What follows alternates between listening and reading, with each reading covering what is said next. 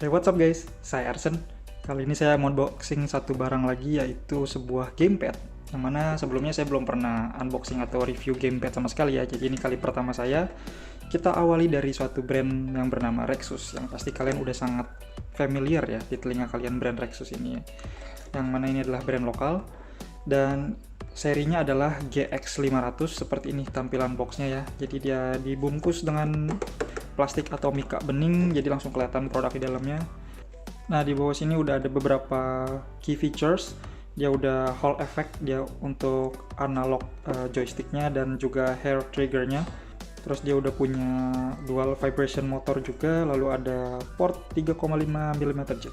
Untuk di atas ini tuh compatible connectivity-nya ya, bisa ke PC atau Windows, lalu ke Android atau iOS juga di speknya bisa, dan juga bisa ke Nintendo Switch. Untuk konsol seperti PlayStation atau Xbox sih nggak tertulis dia kompatibel atau enggak ya, jadi saya nggak bisa confirm juga dia kompatibel atau enggak. Sini ada triple connection, dan di belakang ini ada specification full-nya ya, bisa kalian lihat sendiri. Ini polling rate-nya up to 1000 Hz, yang mana pasti untuk mencapai polling rate segini biasanya kalian harus pakai kabel, karena kebetulan dia triple connection ya tadi, jadi bisa pakai kabel, bisa Bluetooth, bisa dongle wireless. Kemungkinan besar 1000 Hz ini cuma bisa didapat dengan kabel wired, atau mungkin juga bisa didapat dengan dongle-nya. Tapi bisa jadi juga dongle itu di bawah 1000 Hz. Pokoknya yang udah pasti itu kalau mau 1000 Hz pasti pakai kabel wired ya. Terus dia juga udah punya gyro sensor, terus baterainya ada di 600 mAh, yang mana katanya itu bisa sampai 10 jam playtime-nya ya. Dan untuk ngecharge-nya ini dia di 2,5 jam, yang mana nggak begitu cepat ya. Untuk baterai berukuran 600 mAh 2,5 jam full itu sebenarnya nggak cepat. Terus tadi udah disebut ya ada Hall effect juga. Nah, ini ada connectivity-nya ya, nggak ada konsol ya. Jumlah tombol total ada 21 tombol, ada LED indikator juga, dan dia juga udah RGB, bisa lihat dari gambar di sininya ya. Dari boxnya sendiri udah kelihatan kalau warna yang saya pilih ini adalah yang warna putih. Langsung kita buka aja. Untuk seri GX500 ini tuh dia cuma tersedia dua warna ya. Ada yang warna putih dengan aksen abu-abu seperti ini, lalu juga ada yang warnanya itu navy, biru, dengan aksen berwarna emas. Mana itu keren juga sih, cuma kalau saya sih lebih prefer yang putih ini ya. Kenapa? Karena yang putih ini tuh secara tampilan rasanya lebih clean, lebih subtle aja gitu. Lalu di sini ada dokumen-dokumen. Nah, kalau dari boxnya sih ini kelihatan bukan kayak barang yang mewah atau premium ya, model box seperti ini. Karena memang dari harga juga ini bisa dibilang cukup terjangkau. Dia dari harga 300 ribuan ya, hampir 400 ribu sih. Saya dapat ini di harga 370 ribuan or something. Nanti saya taruh link pembeliannya di deskripsi. Ini ada kartu garansi produk. Lalu ini ada buku panduan ya. Yang mana untuk kali ini saya harus kasih disclaimer atau kasih warning dulu ke kalian.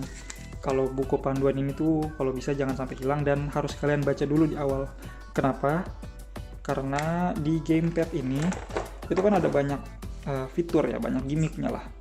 Cuma dia tombolnya itu bisa dibilang untuk mengaktifkan fitur-fitur tersebut itu terbatas. Jadi cara mengaktifkan fitur-fitur tersebut bisa didapat dengan menggunakan tombol-tombol kombinasi yang ada di sini. Jadi ya, kalau kalian suatu saat lupa atau belum tahu, wajib baca buku panduannya dulu dan dihafal ya. Jangan sampai hilang aja pokoknya, supaya kalian bisa pakai semua fitur yang ada di sini. Jadi kalian nggak perlu bingung-bingung lagi. Oke, jadi seperti ini tampilan gamepadnya. Oh sebentar, ini ada yang lupa. Ini harusnya kabel sih. Kalau mau main pakai wired connection, ini udah tersedia nih kabelnya. Yang mana ini dari Type A ke Type C. Seperti dia port chargingnya atau port connectionnya juga udah pakai yang port Type C, yang mana ya itu bagus banget, apalagi di harga segini ya. Wajib Type C lah 2025. Oke, ini udah pelindungnya ya, seperti busa gitu. Dan ini adalah tampilan gamepadnya, cakep banget sih. Ini untuk harga 300 ribuan ya, dengan fitur yang melimpah. Secara build quality ini jujur sangat bagus, impresif lah build quality-nya ini. Harga 300 ribuan dengan fitur yang melimpah. Biasanya perangkat yang harganya budget atau murah dengan fitur yang melimpah itu akan dipangkas di build quality biasanya. Contohnya seperti produk yang pernah saya unboxing sebelumnya, mouse Sades ini, Raiden Pro ya. Speknya buat harganya di 400-500 ribuan ini speknya sangat-sangat bagus. Cuma seperti yang saya bilang sebelumnya, ini tuh build quality-nya ya sesuai harganya ya, yang mana build quality-nya tuh just okay atau malah cenderung plastiknya tuh rasanya murah ya, plastik banget gitu dibanding mouse-mouse mahal. Jadi lebih fokusnya tuh lebih mengedepankan speknya aja. Kalau ini speknya mantap, juara, build quality-nya dipegangnya solid, dan bobotnya ini cukup berbobot, nggak kayak gamepad murah ya. Ngomong-ngomong, ini layoutnya ya layout Xbox ya, asimetris untuk posisi analognya. Sini ada tombol-tombolnya, harusnya sih ini tombolnya membran ya, jadi yang pakai Hall effect itu di dua analog ini dan hair trigger sini. Nah, ini port type C nya. Lalu untuk left and right buttonnya yang di atas ini nggak dikasih tahu sih membran atau mechanical, tapi ini suaranya ya, bisa kalian denger, cukup clicky ya, hampir ke arah mechanical loh ini. Nah, kalau tombolnya sih ini udah pasti membran, cuma yang ini cukup clicky. Di sini juga ada 4 indikator baterai harusnya. Langsung kita coba nyalain aja. Nah, ini kalau warna putih dengan RGB-nya seperti ini jujur cakep banget. Di sini juga ada logo Rexus yang menyala ya. Dia casing luarnya itu dari bahan plastik bening gini, jadi kalian bisa lihat dalamnya ala-ala transparan gitu, tapi sebenarnya itu bagian dalam ini masih dibungkus dengan rapi ya oleh plastik berwarna putih. Jadi nggak memperlihatkan motherboard atau PCB-nya gitu ya. Yang mana jujur ini lebih keren karena ala-ala transparan, sekaligus lebih clean, karena kalau ngasih lihat langsung kayak motherboard dan PCB-nya gitu, entah kenapa feel-nya kayak gamepad murah ya, rasanya cheap aja gitu. Cuma kalau ini looks-nya jadi lebih sangar sih, lebih keren sih. Di dalamnya juga rapi, ini ada vibration motornya di bawah, dan dongle-nya itu dengan pintarnya ya Rexus nyimpennya itu di dalam si gamepad-nya itu sendiri. Ini dongle-nya. Kita kembalikan lagi. Nah, ini bening banget, cuma minusnya ya ini nggak bisa custom ya, artinya Rexus belum menjual aksesorinya untuk ganti-ganti faceplate atau casing ini. Seandainya ada opsi buat ganti-ganti faceplate atau casing itu bagus banget sih. Sekali lagi, ini gamepad yang solid, berkualitas, speknya lumayan juga. Di bawah sini juga ada port 3,5 mm yang tadi saya sebut, lalu ada 2 tombol makro atau bisa disebut tombol function juga. Dia punya fitur turbo trigger juga ada. Terus apa lagi ya? Ya overall ini gamepad yang lengkap sih untuk harganya, plus build quality-nya tadi yang saya bilang. Desain juga cakep. Di belakang ini kayak ada lubang-lubangnya juga nih, seperti buat pengeluaran panas ya. Tapi sayangnya masih ketutup sama si plastik beningnya ini. Di bawah sini juga ada kayak pogo pin gitu, harusnya sih buat ngecharge, tapi Rexus sih nggak bilang kalau ini bisa di-charge dengan dockingnya. Oke, langsung aja kayaknya kita tes circularity errornya nih. Oke, jadi sekarang saya mau coba konekin gamepad ini ke laptop saya, yang mana dongle-nya itu udah saya pasang ke laptop, jadi ini pakai mode dongle ya, atau mode wifi. Nah, seperti yang saya bilang di awal, dia tuh punya banyak mode, dan cara akses modenya itu berdasarkan kombinasi tombol yang ada di sini. Jadi dari awal itu kita harus set dia di posisi mati dulu. Terus kalau mau konekin dengan mode dongle itu kita tekan tombol home-nya yang lama. Tahan. Udah kedip-kedip gitu kita lepas dan dia akan pairing. Nah, saat udah pairing geter nih. Terus lampunya yang nyala itu lampu 2, 3, 4, lampu satunya mati. Jadi sekali lagi saya ingetin, baca buku panduannya. Kalian juga bisa setting RGB-nya itu berdasarkan kombinasi tombol yang ada di sini, jadi nggak perlu software lagi. Yang penting kalian tahu aja caranya dan hafal kombinasi tombol-tombolnya. Ini udah connect nih ke PC-nya. Lampunya udah stable, nyala terus. Dan kita refresh.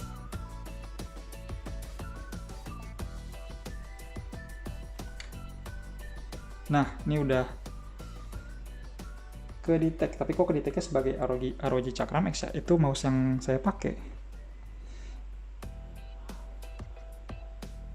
Oh ini Xbox controller yang ini. Oke, ya ternyata kedaftar sebagai Xbox 360 controller. Kita langsung cek circularity errornya. Ups, sorry.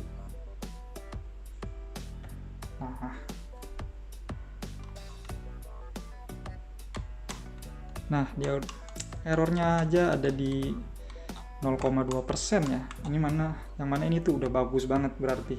Dan kalau nggak salah dia punya dua mode. Ini circularity mode-nya tuh lagi di mode circular atau circle. Dia bisa diganti ke mode square ya. Yang pasti kalau kita ganti ke mode square harusnya dia average errornya bakal naik. Cuma biasanya mode square itu dipakai untuk game-game seperti FPS atau shooting gitu.